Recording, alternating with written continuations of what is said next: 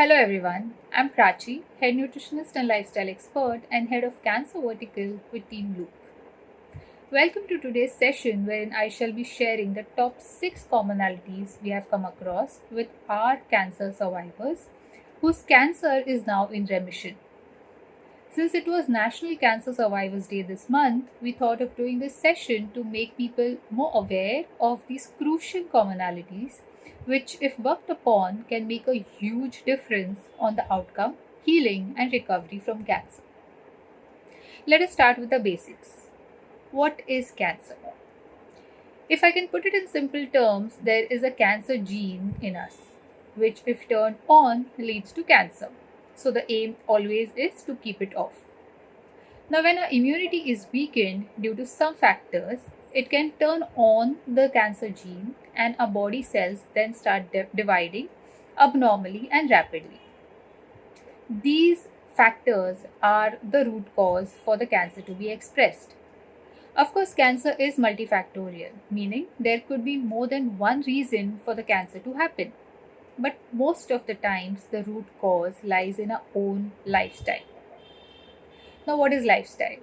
It is your life's style, your daily habits, the routine that you follow for many years, the way you eat, drink, the way you sleep, move, or stay sedentary, the way you handle your emotions and stressors in life. That is your lifestyle. So, one can use their lifestyle to either turn on the cancer gene or use it to keep it off. We have worked on numerous and various types of cancer cases, right from breast cancer, cervical, leukemia, liver, lung, brain cancers across the globe, wherein we worked on their deranged lifestyle and saw fabulous outcomes in their recovery. Of course, there are many factors, but today I want to share the top 6 commonalities that we observed as one of the root causes for the disease and worked on them successfully to put our our cancer clients on the path of recovery and remission. The first and the most important one being chronic constipation. I had this case of a 35-year-old male with colon cancer. After studying his case, I found out that he had suffered from constipation since childhood, but it was not a big deal for him until he was diagnosed with cancer.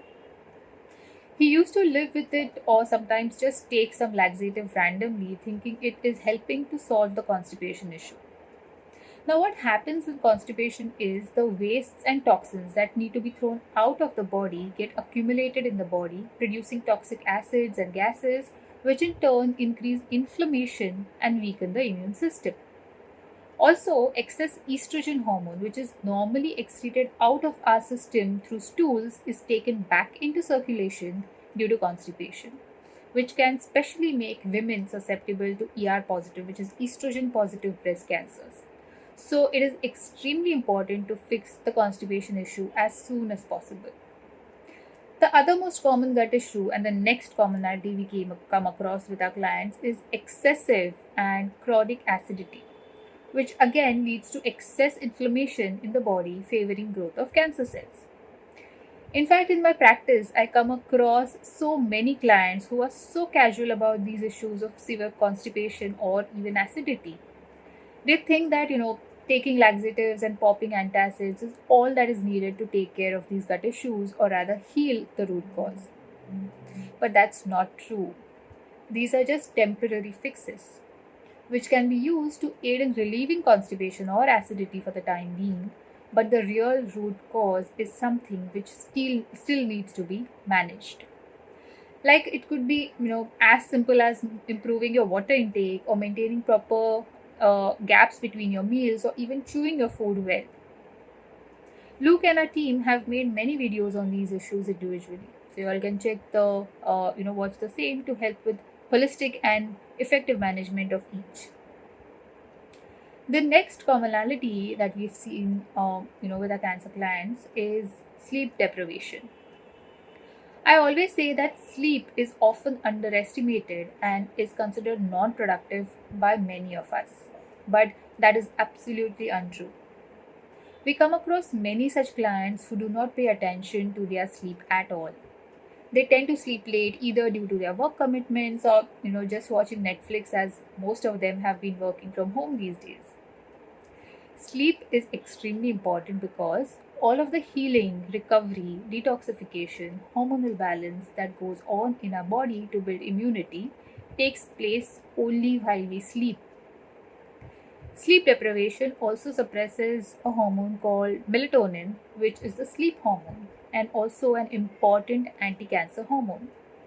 Hence, a good quality and quantity of sleep is extremely essential to feel rested or wake up the next day.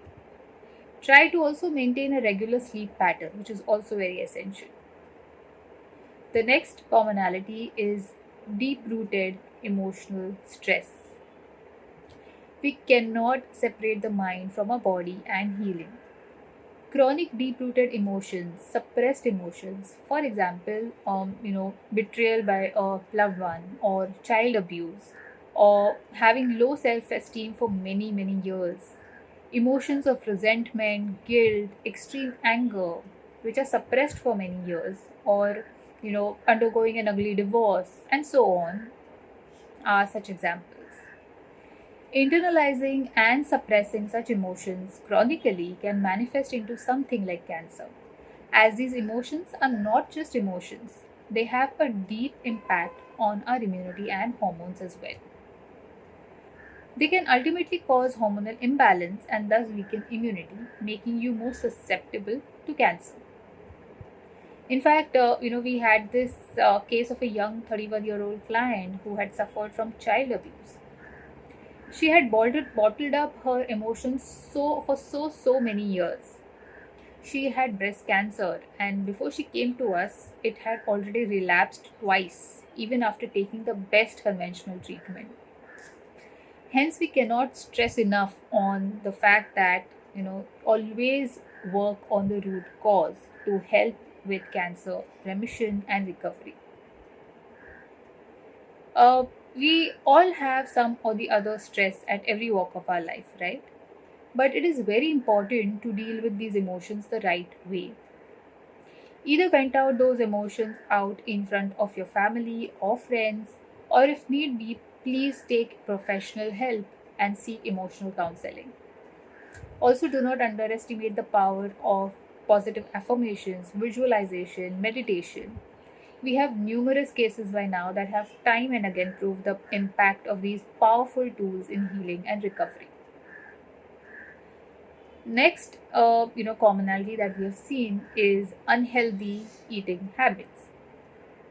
It has been found that having a food routine high in refined white sugar, salt, saturated and trans fat, non-veg and processed meats can further increase the risk of cancer. Firstly, we need to strictly stop having refined white sugar completely because cancer cells feed on sugar. That's a quite a known fact now. Also, it increases inflammation and makes the body extremely acidic, thus weakening immunity. Okay, so you will avoid white sugar. But what about the hidden forms of sugar? It is very important to be aware of these hidden forms of sugar as well. Get into the habit of reading food labels. You may come across words like high fructose corn syrup, cane crystals, grain sugar, maltodextrin, and so on these packaged foods, all of which are forms of sugar. Hence, we need to be watchful of the same. One can instead opt for natural sweeteners like organic jaggery, raw honey, dates, dried stevia leaves, but of course in moderation. Also, we need to avoid or restrict things made out of refined flour, which is maida, like biscuits, pizzas, pastas, bakery items, and so on. We can very well make and opt for the healthier and in fact interesting versions of these food items, for which you can check the recipe corner on our website and also check the UK lifestyle website for the same. Coming to aerated drinks, I know so many people who, when thirsty, opt for such aerated drinks and think it is absolutely okay to replace water with it to quench thirst. But that is absolutely incorrect. Aerated drinks contain nothing but high fructose corn syrup, which is again a form of sugar, highly detrimental to immunity. In fact, you would need enough water to help flush it out of your system. So best is to avoid it and opt for plain water, which is in fact an important nutrient for the body in terms of immunity and detoxification. You can, sometimes flavor water with infusing it with lemon slices, mint leaves, and so on as well, for that change. Coming to trans fats. Uh, Trans fats are found in food fried in refined and or reused oil, margarine, cream biscuits, bakery items, and so on, which cater to triggering inflammation. It is best to opt for organic, cold pressed, and wood churned oils like coconut oil, groundnut oil, sesame, or mustard oil. Organic, ethically sourced A2 cow's ghee is good to go too. Also, please avoid reusing or reheating oils. People mostly tend to reuse the oil used for frying, right? But please understand that reheating oil causes change in temperature of the oil from hot to cold to hot again, which affects the chemical structure of the oil, making it more potent to cause inflammation in the body and therefore lower immunity further. So please avoid doing it. Also remember that burger or french fries from your favorite joint are all made in reused and refined oils. So let us be more mindful and aware of it. Nowadays, to help increase the yield, cattle or chicken are pumped with hormones, including estrogen and antibiotics, which, when consumed by us, can further lead to hormonal imbalance and estrogen dominance, which can affect immunity. Hence, best is to opt for ethically sourced, hormone free organic chicken or fish in moderation. In case of dairy, one may opt for organic A2 cow's milk or preferably in the form of curd or buttermilk, but definitely in moderation. Again, over here, we need to keep in mind that in terms of dairy, it's not just about direct dairy like milk, paneer, curd, butter, but even its products like packaged or ready ice creams, cakes, chocolates have it too. So, everything put together may amount to a lot of hormone dominant dairy. We need to be aware of this fact too and choose your food wisely and in moderation.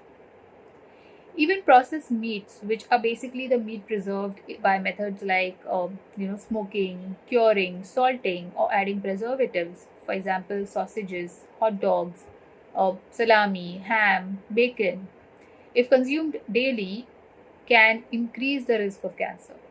So, best is to either avoid or at least restrict such processed meats, as much as possible.